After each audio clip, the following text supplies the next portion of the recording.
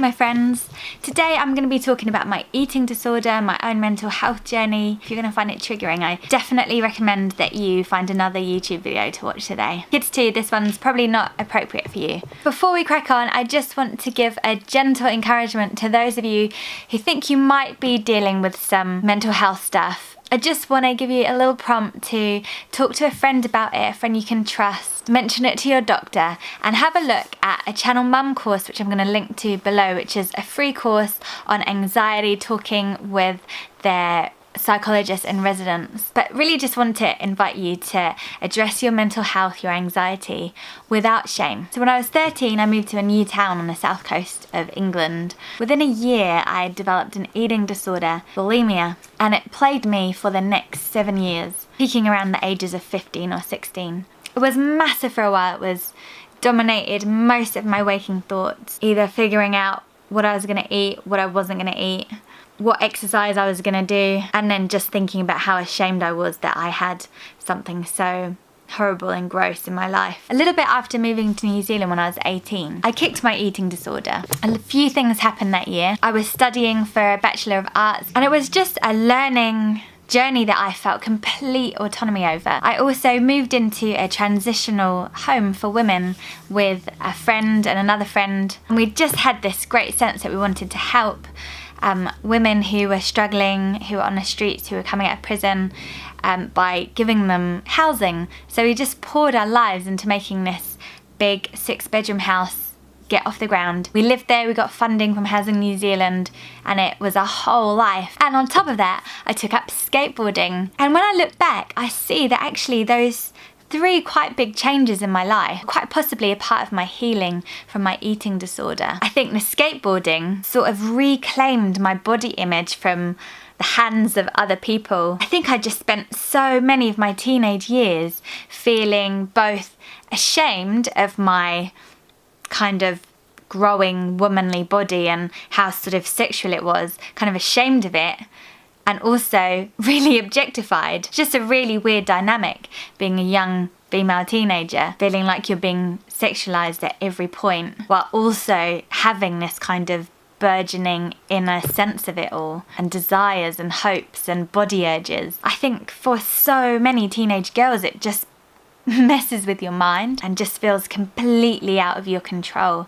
I think by taking up the hobby of skateboarding, I just threw myself into something so physical that my body began to feel like my own again. And the skills that I was learning made me feel amazed at my body and made me feel like my body was a tool, an incredible, skillful tool that I could actually use for having fun. I began to feel strong in my body. I began to feel like my body was a magic, miraculous thing. And this awe of myself made me much better able to put my fingers up at the beauty industry who were telling me my body should be another way. And then secondly, doing uni. For me, I felt like a lot of my childhood and a lot of my teenage years was spent doing stuff that I didn't want to do, spent in places I didn't want to be. And I just don't think that state is really good for any mind. I think the happiest mind is in a body that's allowed to be where it wants to be and do what it wants to do. So coming out of my teenage years and being an adult allowed me to spend more time doing the stuff I love. I loved uni.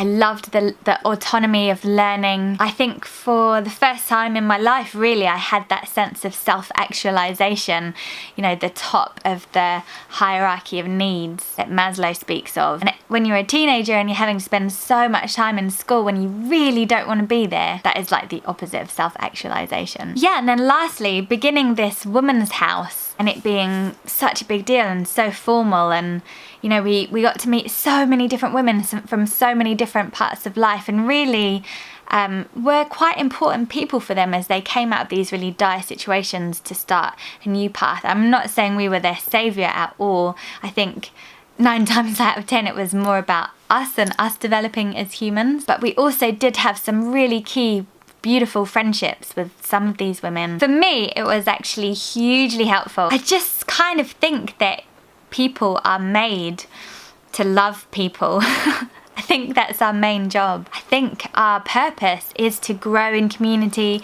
to grow in serving each other and loving each other. And I just think that starting up this woman's house allowed me to really feel a sense of purpose, that really allowed me to grow really deep in community with people, and it allowed me to get out beyond myself. And just to say, if any of you are watching this and you're like, oh yeah, my teenager, the world just revolves around her, she thinks. Well, you're actually meant to think that. Your brain is kind of wired to have this period in your teenage years. You are all about your needs and stuff. That provides a really important role. But also, I think that teenagers are also meant to throw themselves into things wholeheartedly, and I think we too often hold them back or advise them otherwise. They want to run off and join the army and become evangelical vegans, you know. They have these massive dreams that they really want to go all out at, and their parents and general society is sort of like, oh, just, you know, calm down a little. Let's think this through. Let's do a sensible version. Could you become a vegetarian? Could you maybe join the Scouts instead of the army? But I think that a happy teenager is one that is told, yeah, go for it. Throw your life at this thing. And when they're allowed to do that, I think it's really freeing. And I think that it gives them a really important sense of purpose. And I think they change the world as well. I do think that the hardcoreness of teenagers, when we let them do it, when they're given the freedom to do it, can be really world changing to us older ones whose frontal lobes have receded a little. So I think that those were the healing things for me, was about coming into a loving relationship with my body through the skateboarding. It was getting out beyond myself through the woman's house, and it was having autonomy over my everyday. And I think those things are actually really good, probably just good general life principles. 1, just do more of what you love. 2, reclaim yourself from other people, from society, from any other messages. Reclaim your body, reclaim your mind, reclaim your heart. Make all of those things your things and yours alone. And 3, get out beyond yourself. Because Maslow is actually wrong. The epitome of human need isn't self-actualization.